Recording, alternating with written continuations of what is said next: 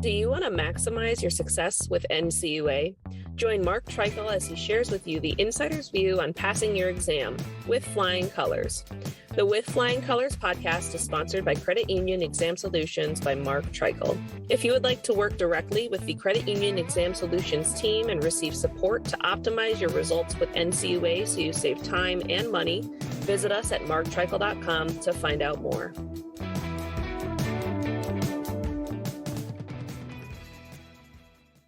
Hey everyone, this is Mark Treichel with another episode of With Flying Colors. And recently, the NCUA board at their quarterly share insurance briefing noted that CAMEL codes continue to deteriorate. I did a podcast about it, short podcast about it recently, following up on their communication of this information. And what happens when CAMEL codes get worse, examinations get harder, examination reports get harder.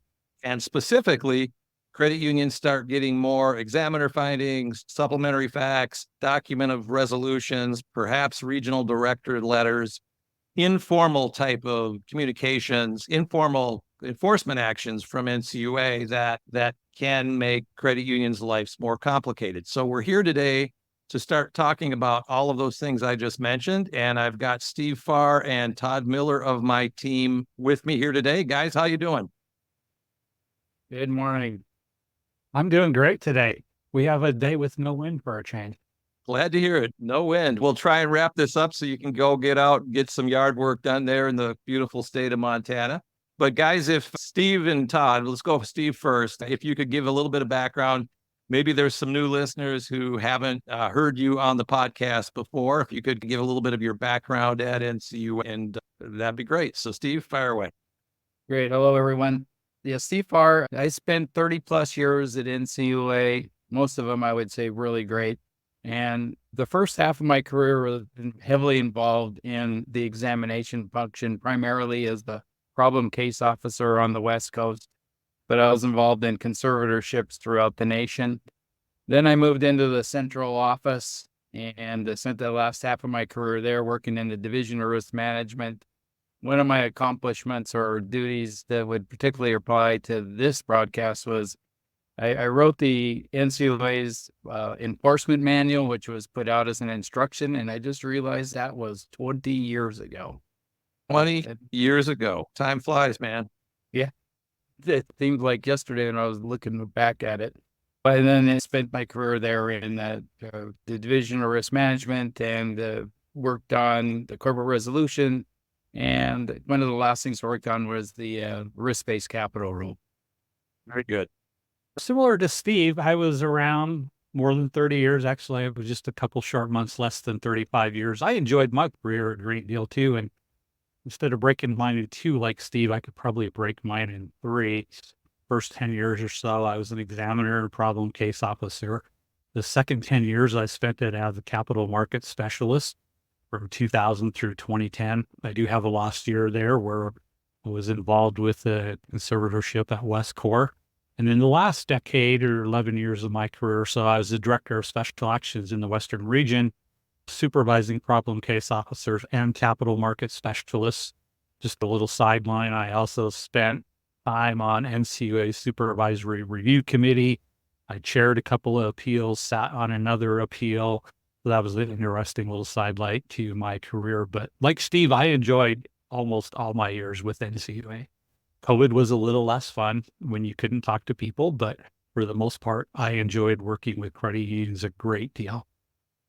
Very good. I would echo that remark in my 34 years. And now in this new thing that we're all doing, I'm having even more fun helping credit unions. So a lot of credit union conversations we've had has been based around the examination reports and the enforcement manual related items tied to the examination report, and whether it's getting draft documents that they don't quite understand, why it might be placed in a certain part of the examination report. A lot of questions around that arena. So I thought it would be good to just do a little bit of education on the particular parts of the examination report. I'm thinking that maybe the first item to discuss would be the examiner findings. So let's chat a little bit about examiner findings and or pivot from that, any which way you think, based on your vast experience on exam reports and examiner findings. Go ahead, Todd. Examiners' findings, they reflect problems that examiners find during the exam that they think credit unions should address. But they're problems that don't threaten the viability of the credit union. They don't represent systemic violations for the most part. They're treated as items that management can correct in the normal course of business. They don't require the timeliness that some of the other things do that we're going to talk about later. But they're just items that the examiners believe need to be corrected, but they can be corrected in the normal course of business. Examiners don't usually spend a lot of time documenting them in the report. The descriptions of them are fairly brief. Here's a short action, deal with this over the course of the next year in general. And I think one of the important things on those is if you were, a board member looking at the exam report, that looking at the volume that you have of examiner findings, it may be that the NCUA is trying to send you a message, because we've had cases where the problems weren't real horrible, and that it wasn't going to get to where it was cost the insurance fund something and not quite the level of the door. There was just a lot of little things. And then when you get a laundry list of just examiner findings covering multiple areas, but minor things, that's a clear indication that NCUA is trying to send to the board of directors that they need to pay attention to is what's the root cause of all those issues. Is it breakdowns at multiple levels? Is it a breakdown at the top? Is it breakdown in internal controls? But pay attention to what could be an overarching message. Great points, guys. We'll probably get into this again in different discussions, but citation of a regulation, citation of safety and soundness, citation of a letter to credit unions and an examiner finding. Anything you want to share relative to what I just said there, as opposed to contrasting it with a document resolution? I guess the ultimate question is, if something's in the examiner findings, should the examiner be able to tie it to a written NCUA product as a reference point? Yeah. Yes. Short answer. They're supposed to cite a regulation for any of these informal administrative remedies, whether it's an examiner's finding, a DOR, a preliminary warning letter, an LUA, regional director letter. Those citations should be there. They should include regulations. Your examiner's findings and DORs, in addition to the regulations, they may include other guidance, letters that the credit union, that NCUA is issued, so letters to credit unions. NCUA issues supervisory guidance documents. It could cite one of those. It could cite the exam guide. But in general, all of these informal actions, when examiners are asking a credit union to take action, there should be citations to a regulation. Very good. Very good. Steve, anything else on that topic you would like to add on the examiner finding? Yeah, just to remind our listeners, and that it's easy to use the tools on the internet to look up the regulations. That I use the ECFR, and you can negotiate and navigate around that really easily, and then just focus on that one area. So that's the quick and easy. The other advantage on that is it has the links to the kind of the history of that regulation. You can go in and you can read the preamble if you really want to get into the details of what happened with that regulation, with its history. You can get to it that way. And when we are faced with we spend a great deal of time in those preambles to make sure that we understand what NCUA's intent was with certain regulations. That's a great point on the preamble. I actually always have enjoyed the preamble more than the actual regulation. You can probably read that and know what you need to know. And I think in a previous podcast, I might have made a statement such as a regulation is almost a 3-act play. There's the preamble of the proposal, there's the preamble of the final, and then there's the actual regulation. And to really understand the entirety of what NCUA is trying to achieve, it's important to understand, I think, all three of those documents. So negotiating with NCUA, Todd, you mentioned in a perfect world, it would cite a regulation, right? And you could argue that any regulation in and of itself, if an NCUA examiner wanted to take a position that a regulation was violated, that could rise to the level of document resolutions. Oftentimes it doesn't. But let's say, for example, you've got a situation where there are a volume of examiner findings and they decided, maybe with negotiations with the credit union, that they would put them in the examiner finding instead of a document resolution. Next exam comes around. What happens to what does the examiner do relative to the 10 examiner findings that were out there coming into the next go round? What should the credit union expect to happen, particularly if maybe there's non-compliance? It's somewhat interesting because I used to teach, and Steve also taught a lot of examiners classes, and examiners would ask questions like this. And the answer to them was, it depends. But there is no black and white answer to this, and it really depends on the nature of those examiners' findings. To elevate them to a door, there has to be some evidence that if they're not corrected, it's going to cause financial or operational damage to the credit union, or continued non-compliance with the regulation, or as Steve alluded to earlier, sometimes if there's a significant number of findings not being addressed, it represents a widespread problem throughout the credit union. Sometimes they get elevated to a door just to send a message to the board that there's significant numbers of internal control problems here that are not being addressed. So sometimes findings just get left as findings for a couple of years. Sometimes the findings are not addressed. And like I said, at the examiner's judgment, those unaddressed findings can lead to operational problems or violations of regulation or internal control deficiencies. Then they can rise to a document of resolution. For most credit unions, they should probably operate on the assumption that if they don't resolve findings in a material way, they probably will find their way to a document of resolution. I would agree with that sentiment. And I'm thinking of a quote, commit no minor blunders, right? You've been told this is an issue. You can expect NCUA to look at it when you come back. And the best way to make sure it doesn't go to a document resolution is to resolve the issue. And of course, that presumes that you're comfortable that the issue needs to be resolved, and you can have discussions with the credit union around that topic. So any last words on examiner findings before we pivot perhaps to supplementary facts? No. Very good. Okay, so the supplementary facts portion of the examination. Back in the day, a long time ago, back even before the 20 years ago when Steve wrote the enforcement manual, I remember utilizing the supplementary facts for compliance with a letter of understanding. And that was really where I got my teeth wet as an examiner. An LUA was outstanding, and we, as a problem case officer, you typically would have those. So you'd give an update in that form. But over time, it's morphed into being utilized a lot more. And if you would like to describe the purpose of the supplementary facts and maybe some advice for credit unions on that document. Examiners use supplementary facts for a number of different ways, and sometimes they're tied to document of resolution, sometimes they're tied to examiner's findings, sometimes they're just general information.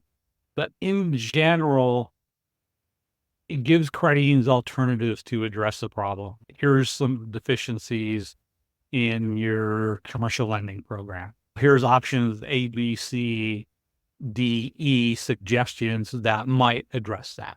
So it gives credit unions a broader explanation of what the examiner sees as an issue and perhaps alternatives to address it. They put a lot of suggestions in supplementary facts nowadays because the overview is supposed to be condensed, but maybe there's an issue that doesn't rise to an exam finding, but could in the future, and examiners will use supplementary facts to explain that. And some of these issues, especially with information security, some of the consumer compliance type regs, some of the intricate credit risk management type things, they're long discussion items that really don't belong in the overview. The overview is tied to the officials. Here's the main things. the supplementary facts can be used to, here's other important things that management needs to pay attention to. It doesn't rise to the board level. So that supplementary facts has become a multiple use document in many different ways. And examiners have a lot of discretion as to when they choose to use the supplementary facts. Nowadays, NCUAs have so many specialists. They have the information security specialist, the payment system specialist, the regional lending specialist, the regional capital market specialist. A lot of times you'll see those specialists will use that supplementary facts to convey information to the credit unions. And here's how you can mature your program in these respective areas. So you see the specialists use the supplementary facts quite often. No, that makes sense. Steve, anything to add on supplementary facts and the use of them in the exam report? No, that was just add written down to make sure we cover the specialist thing, and Todd just covered it really well. He nailed it. Todd hit another grand slam. So we'll I didn't even have that in my note. You mentioned supplementary facts. You don't apply with it or something maybe deteriorates. And this is, I think your answer is depends. You're going to give me the lawyer answer, but it could then rise to an examiner finding. So really in the hierarchy of pain for a credit union, the lowest pain to have something discussed in is supplementary facts.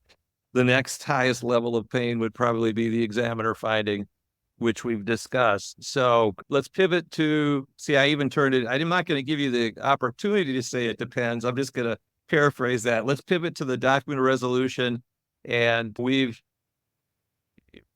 had a conversation, all of us had some conversations with the credit union recently that had a substantial volume of document resolutions, north of a really big number, and to the point of prioritization becomes an issue. But before we maybe dive into that particular nuance of it, document resolution, what's the purpose? What's your vast experience with document resolutions? Would you like to communicate here with the audience today?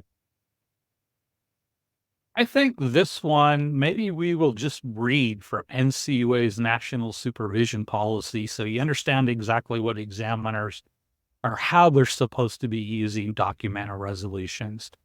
From their own National Supervision Policy, items that elevate themselves to a document or resolution must be significant enough that an examiner would recommend escalating to the next level of elevated enforcement action.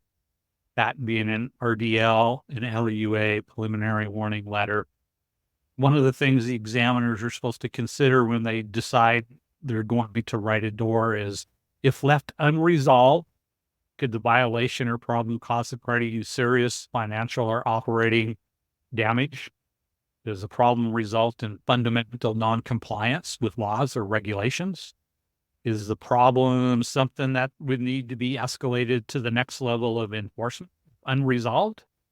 And is the problem a result of management's inability or unwillingness to properly identify, measure, monitor, control risk? And then Steve talked about this earlier. The last item is the problem widespread throughout the credit union? So that's one of those, if you have 30 minor findings, is it really an indication of a widespread problem with internal control? So those are words specifically straight out of the National Supervision Policy Manual. Documents of resolution should be significant issues that, if left uncovered, presents a risk to the insurance fund or the reputation of the credit union. That's a good summary right from the words of NCUA and, of course, the NSPM, the National Supervision Policy Manual. There is a redacted version of that out live for credit unions. There is what appears to be an increasing tendency of NCUA to redact more and more of that. And it's something I haven't really talked about a lot here, but it's something that I have on my list to potentially talk with NCUA down the road, especially if it keeps getting worse. But Steve, anything relative to what Todd said? I'm sure document resolutions, you've got a lot of experience on these, both at NCUA and recently. What are your thoughts on the document resolution process? One of the things that crossed my mind is that you talked about the volume of them. We've had some of our recent clients that were getting like their first document or resolution, and that one was a really big deal. We have some of those that have pages and pages of documented resolution. So they can run the whole gambit. And the thing, how you react is everything to do with it. One of the things, Todd, I just wanted to talk about while we're on that subject is, and I can't recall if it's inside supervision, and what would you call a well-written document of resolution? I know that we used to, do they have still the SMART principle in there? I know the OCC uses a thing called the 5 C's format is used to communicate what essentially is they call it matters requiring attention. We call them doors. But theirs was you had to address concern, cause, consequence, mainly of inaction, corrective action, commitment. And I think NCUA, we used to, is in the regulation, but we used to teach the SMART principle. Todd, you want to touch on that? Well, in the supervision manual, the SMART principle, it's more, the SMART is geared to that corrective action piece, not those other pieces that the OCC uses. NCUA, they do have to describe the problem, but the SMART principle is the actions that they ask the credit union to do or that the credit union agrees to do. And we'll talk about negotiating doors, I think, before we're done. But the SMART principle is those actions that we're asking of the credit union, or NCUA is asking of the credit union. They should be specific in nature. They should be measurable. So are they achieving the results intended in a very concrete, measurable way? They should be achievable. And sometimes this is where examiners run afoul, and why people hire us is because they're given doors that are perhaps not achievable in the manner that the examiners request. They should be result oriented. So they should address the root causes of the problems. And that's a difficult one, especially for newer examiners who like to address symptoms of problems rather than the actual problem and root causes. And they should be timely. So to reiterate that, just in the SMART letters, specific, measurable, achievable, results-oriented, and timely is how those corrective actions should fit in that box. When you walk through the SMART principle, 2 pop out at me: achievable, because we've had some situations where NCUA's expectations were, I want to say, not in touch with reality, but that's a little harsh. We're a little aggressive. And the other one that pops into my head is timely. And we've been experiencing, credit unions have been experiencing, and NCUA's board members have actually talked about it, that the timeliness of reports can complicate the ability to achieve it. For example, if when the examiner is on site, they're saying, I want something done by September, and then August 15th, they actually give me the final report where they go through all the nuances and they talk about it in the overview, and I see some things in there that I don't really like. And then, by the way, depending on code, they might be coming back pretty quickly. So you can see some of these things colliding where the SMART principle isn't necessarily followed, whether it's because of staffing issues or just having an expectation of what can be achieved in a time period. I remember when we were all out on the West Coast, there was a guy that worked in the office named Eric Jacobson. And I remember him saying, Mark, only so much water is going to go down the sink at one point in time, right? There's only so much that can be done with the resources that you have. Any thoughts on achievable or timely, and any advice to credit unions in that regard? I think when we see those doors that you are perhaps not achievable, perhaps not timely, perhaps not really results oriented, I think it comes down to how examiners negotiate those doors. Because what should happen throughout the exam process is an examiner has an issue and they feel it's a material issue like this. They should sit down with management, discuss the issue, get management's agreement that it is an issue and that management actually understands the issue. And then it becomes a negotiation. Management should say, this is what we're able to do with our resources to address this problem. And I think a lot of the ones where we run into problems with our clients or where they run into issues with doors not being smart, it's because that whole negotiation discussion process hasn't occurred. The examiners are under time pressure. They write the door, they throw it in front of management's face without management having time to say, this is what we're able or unable to do. There hasn't been this whole agreement that this is even a problem. And there is a lot of disagreements out there, especially around interest rate and liquidity in this environment. So when examiners shortcut the process, that's when you start ending up with doors that are not achievable, results oriented, or timely. And this is really important that when a credit union gets a door, especially at the board and management level, that they truly understand the examiner's concern. There's always more than one way to address a problem. And I think what we're seeing quite often with our clients is there hasn't been a discussion of these multiple ways to address a problem. And the examiner is just, here's my solution, credit union, follow it. And they're not given that opportunity to say, wait, here's other ways we can address this. And that's not always the case. A lot of examiners are really good about writing open-ended doors that examiner or credit union give us a plan to address this issue by this date, and we'll assess it there. But in many instances, we do see this where they're given a door by fiat, they're given goals and timelines, and there hasn't been that upfront discussion with management or that agreement that this is a significant problem that jeopardizes the credit union's future. Great point, Steve.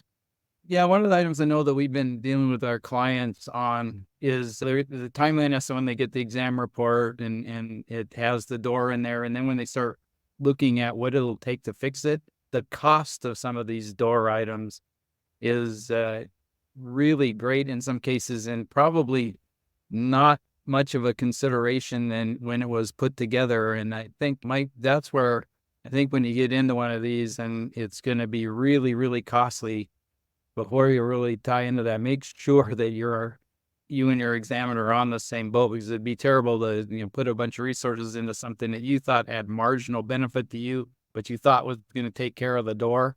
That might not be a good decision that could have been taken care of with communication. The other thing that can happen, and I used to see this a lot when I came into the cases as a problem case officer, was the doors that were inconsistent. One part of it would say reduce operating expenses, and the time frame was that kind of immediately. And then on the other parts of the door were all of these items that were going to require more resources and people, and be like, well, that's inconsistent there. So you guys have any thoughts on how to deal with those issues?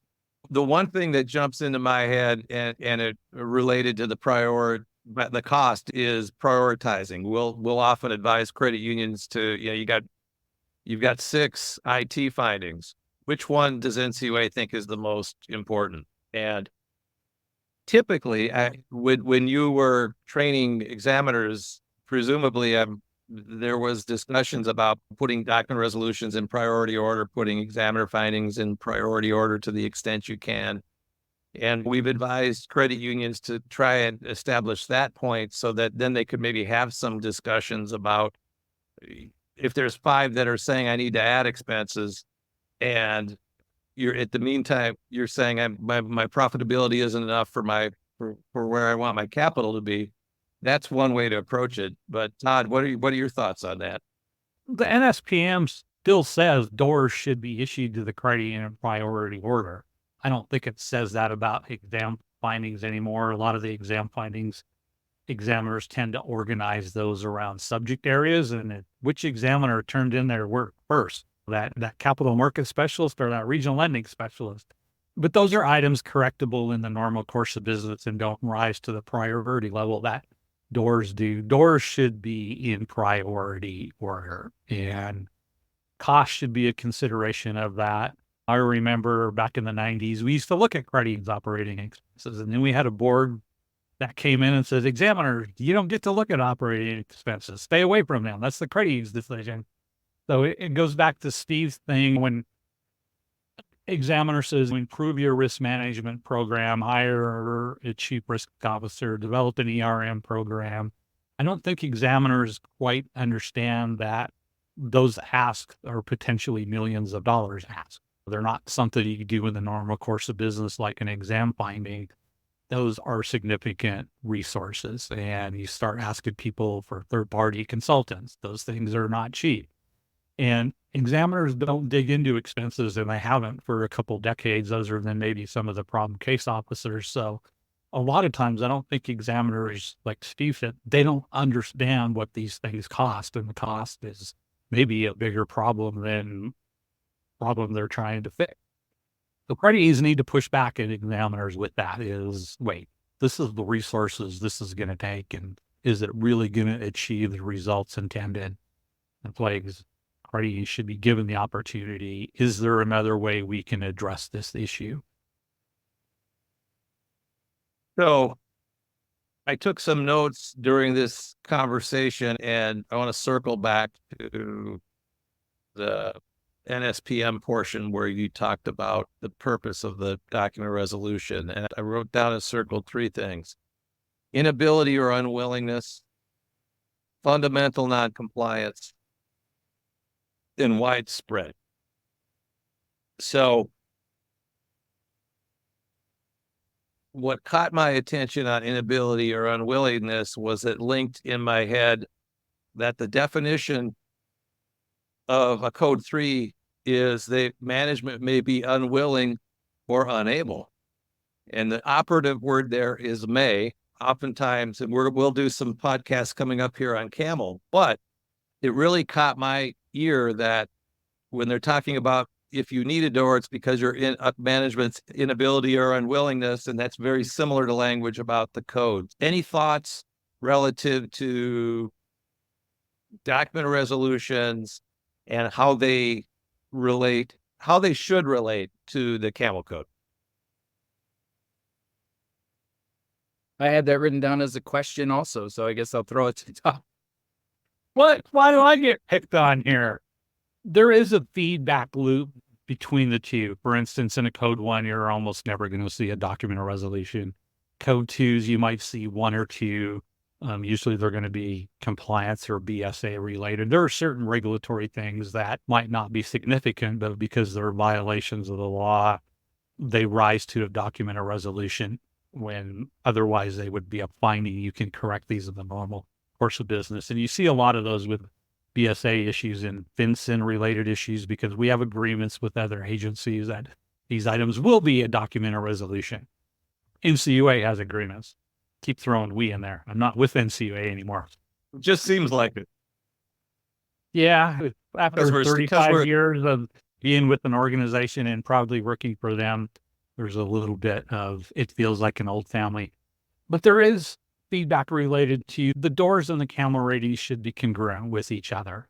And there's a 3 CAMEL rating. Those are creditings that they're not in imminent danger of failure today, but if they don't address things, they could be. So you expect more doors there to address those root causes to make sure that the direction that credit moves is to a 2, not down to a 4. So there should be some relationship between CAMEL codes and your exam reports and doors and findings. It's very rare that you're going to see a CAMEL 3 that doesn't have a door, unless it used to be a 4 and addressed everything. That's maybe the one exception, but it's a very rare situation. As you get down into that CAMEL 4 rating, you're almost always going to have the next topic of discussion for us and an LEUA or a preliminary warning letter type of action. There is a step in between there. The unwillingness and inability to address problems, if that is truly a foundational issue, it's almost always going to get beyond a door eventually. Point.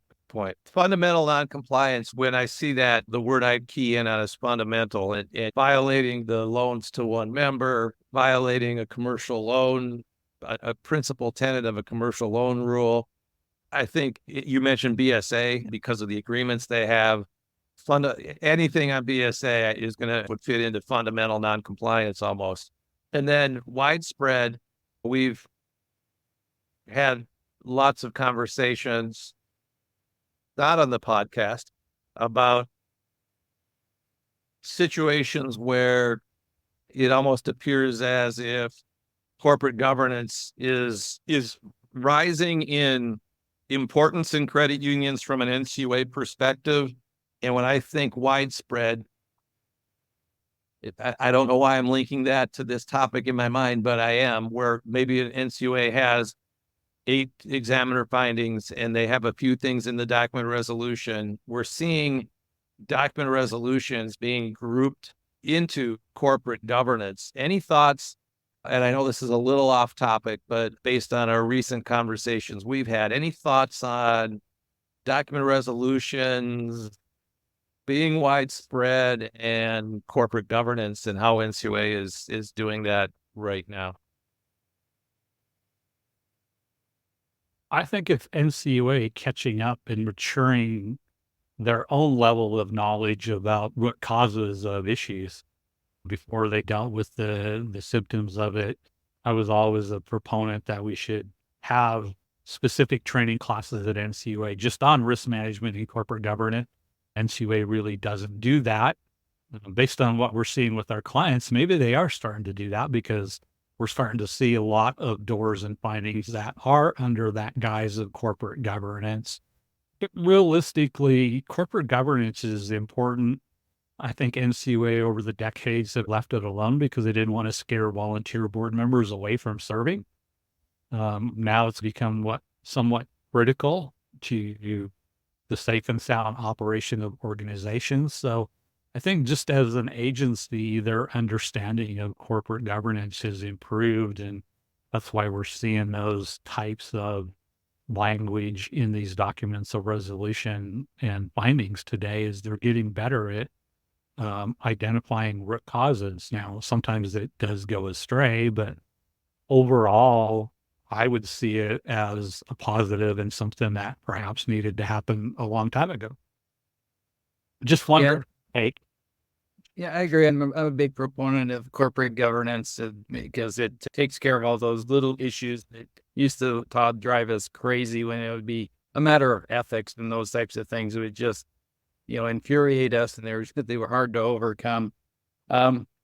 One thing I'm seeing, though, is there's this creeping that's occurring in the levels of corporate governance is out there, because there's a lot of guidance out there for institutions, not just credit unions, above the $10 billion mark, all of which is good advice. But I think I'm saying that's requirement is like creeping down to apply it more than an intended level to the smaller institutions. Let's have something to be wary of and know that this is the appropriate corporate governance for our size. But if we're shooting to be much bigger, what does our corporate governance need to look like going forward? That creeping. Go ahead, Todd. NCUA's knowledge is maturing in this process, and rightfully, there's still stumbling blocks on it. We still see examiners perhaps putting burdens on boards of directors to get involved in daily operations and daily committees, which is very much misplaced in larger credit unions. There's clear separations of what is board's responsibility versus management's responsibility, and how management demonstrates compliance with things. 5-10 years ago, you would never see an exam report that talked about risk appetite statements. We're starting to see those, and rightfully, but I also think sometimes examiners don't have their hands around what that all means yet, from my perspective. So I think NCUA is still taking baby steps down the right path, but their knowledge level still needs to mature along the way, and they have a lot of employees to get up to speed. Credit unions, you can hire us. We'll help you out with that if you got an examiner that is misplaced along their journey. Yeah, very good. And Todd, the catching up concept, it was a conversation the three of us were involved in, I think, last week. It might have been an after conversation, but you said something that resonated with me. It was like back 20 years ago, 15 years ago, whenever capital market specialists came into existence and NCUA elevated the expectations on liquidity and asset liability management and income simulation and all those things. It was much needed. And the agency and credit unions were behind where banks were. And there was this maturity process within the agency and then within the credit unions. I think we're at the beginning stages of that in corporate governance. And then I'll pivot to say, the Office of National Exam and Supervision has highlighted as corporate governance and a lot of the initiatives that came out in their guidance. And then ones used to be over 10 billion. Then they shifted it to 15 billion, yet they have the capital planning for the 10 billion. And then, Steve, you alluded to other guidance that's out there, which there's this great document that you've pointed out to some of our clients and to me, the FDIC proposed guidance on corporate governance, which quite frankly is fantastic, but it's for $10 billion credit unions. But that creeping effect is, we see that, we pointed out to clients, NCUA sees it, they look at it and go, wow, this is better than anything we've got in our NSPM, and we don't have a letter to credit unions on it. And you can start to see examiners taking on some of those tenets, which is a good thing. But you can have, depending on who gets assigned to you, you can have the expectations of a $10 billion guidance that's not even final for banks that ends up being part of a discussion for a $1 billion or a $500 million credit union. Same thing being said, if you're at $1 billion and you get corporate governance brought up, what you want to do is look at what's out there, how you can mature your systems, and there might be some things there that do make sense for you at your asset size. Anything I triggered there, or should we move on to regional director letters? Go ahead, Todd. He spent 2 decades dealing with troubled credit unions. I spent a decade as an examiner problem case officer, then call it another decade as a director of special actions. And even my time as a regional capital market specialist, there was dealing with a lot of troubled credit unions. When you go through the whole process of resolving issues in troubled credit unions, there's almost always was corporate governance at the root. It's a failure of corporate governance that got them into trouble most of the time. Not all the time, but most of the time. It was never in writing. NCUA said, hey, credit unions don't need ERM programs when I was the director of special actions. For $1 billion credit union, if they got a code 4 rating, came into special actions, I wasn't letting them out until they were well down the path with a fully established ERM program, because those are the things to make sure they don't ever come back into special actions again. And I found over my career, over the 2000s, like even you go through the last recession in 2008 and stuff, the credit unions in California and on the West Coast, Washington, Oregon, that had ERM programs in place before that recession, none of those guys ended up as code 4s or troubled credit unions. Those programs are successful at mitigating and managing risk. They're almost essential in this competitive environment. Once credit unions start hitting that $1, $2, $3, $5 billion asset size, I don't think they're optional anymore. I think if a credit union wants to survive and compete, those risk management processes and governance processes, they have to be in place if you're going to survive long term. Great point. I had one more topic on the document of resolution, because it is an item that at the end of the exam, a joint conference, the regulator usually asks for the board to accept or approve the document of resolution. Sometimes there's an uneasiness there. I thought maybe we should discuss what is the board's options when they're faced with that decision at the joint conference. It's a great point. I think we're both going to look to Todd for his take on that, and then we'll add some comments. I think it comes back first from a board level perspective is, do you really understand the examiner's concerns? And a lot of times board members are reluctant to ask the examiners questions. When they get a document of resolution, they're supposed to get that exam report ahead of time. They should be discussing things with management, even lay out the questions that they might have with the examiners, and make sure they truly understand what the examiner's concerns and issues are.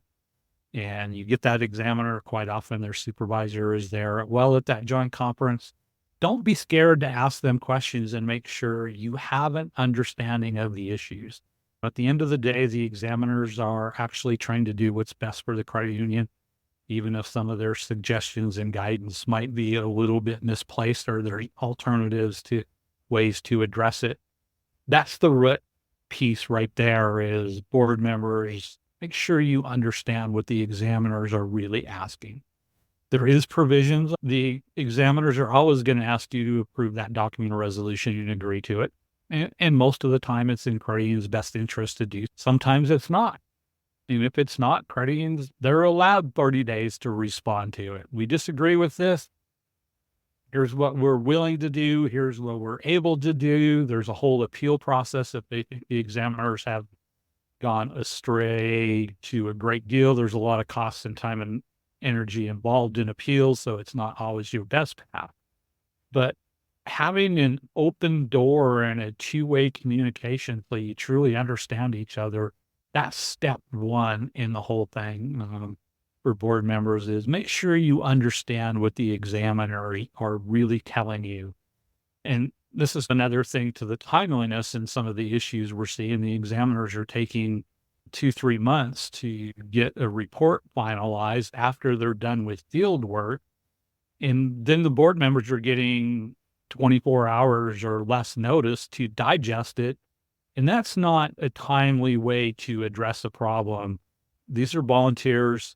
They need a little bit of time to adjust, especially complex doors that are asking a lot.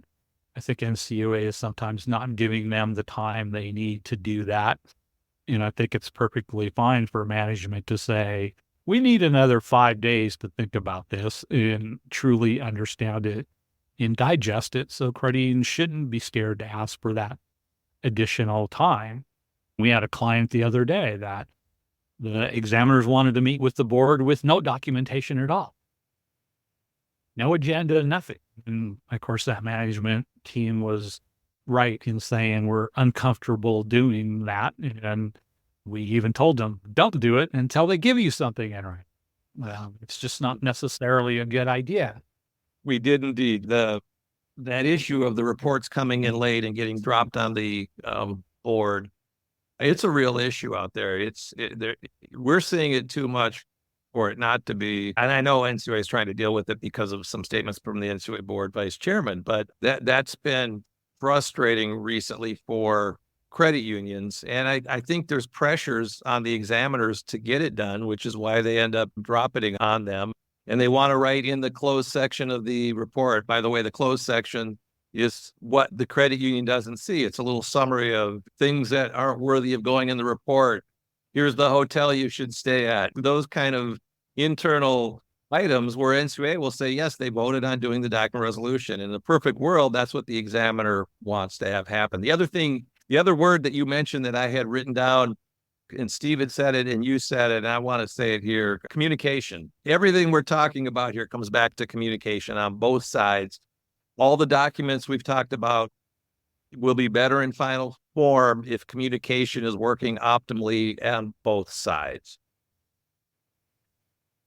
Regional director letter. Anybody want to chat about also known as an RDL? Any thoughts on a regional director letter from where you sit today versus where you sat at NCUA?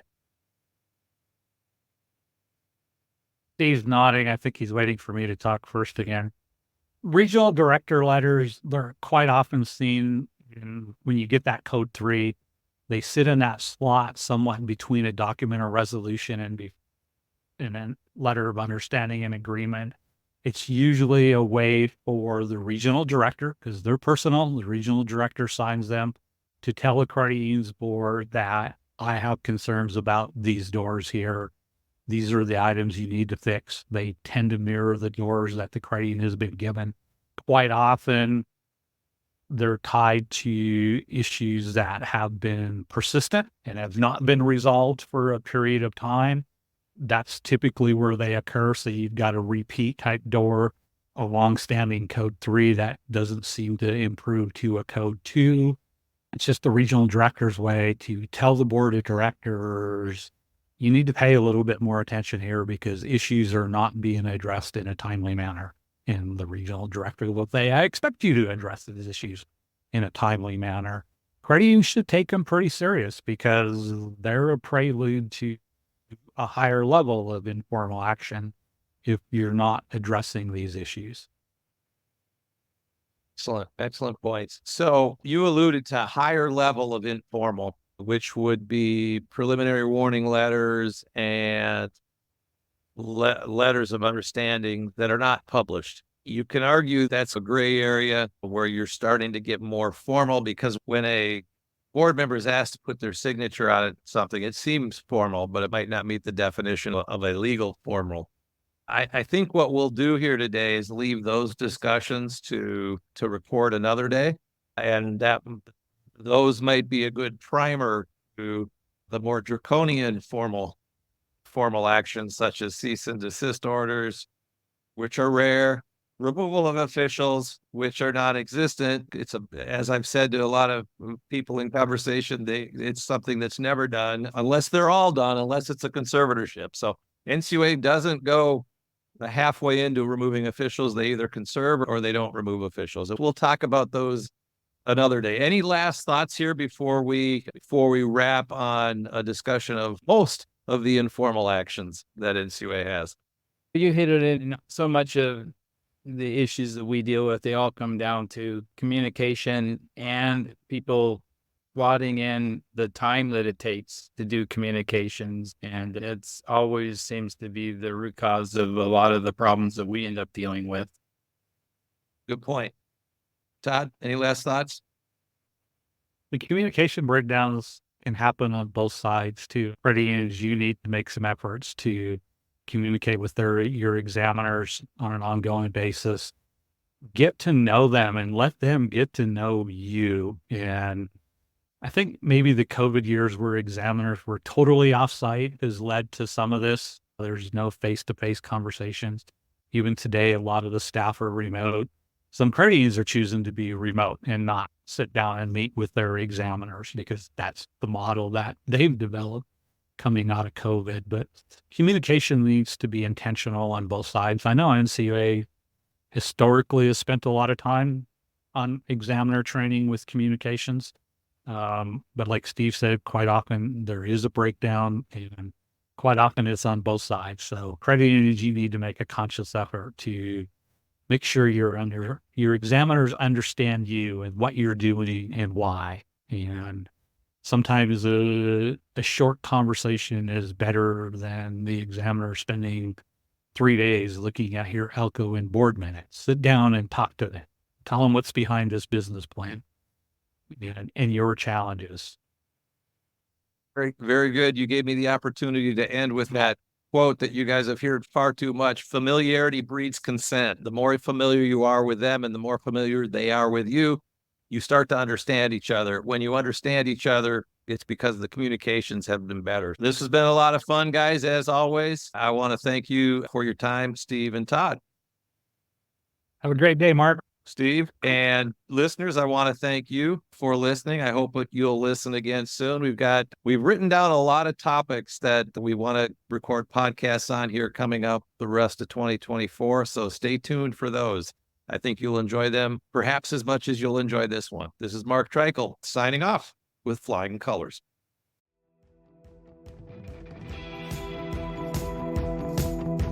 Thank you for joining us on this episode of With Flying Colors. Subscribe on your favorite podcast app to hear future episodes where subject matter experts of all varieties will provide tips on how to achieve success with NCUA. If you would like to learn more about how we assist credit unions, check out our services at marktreichel.com.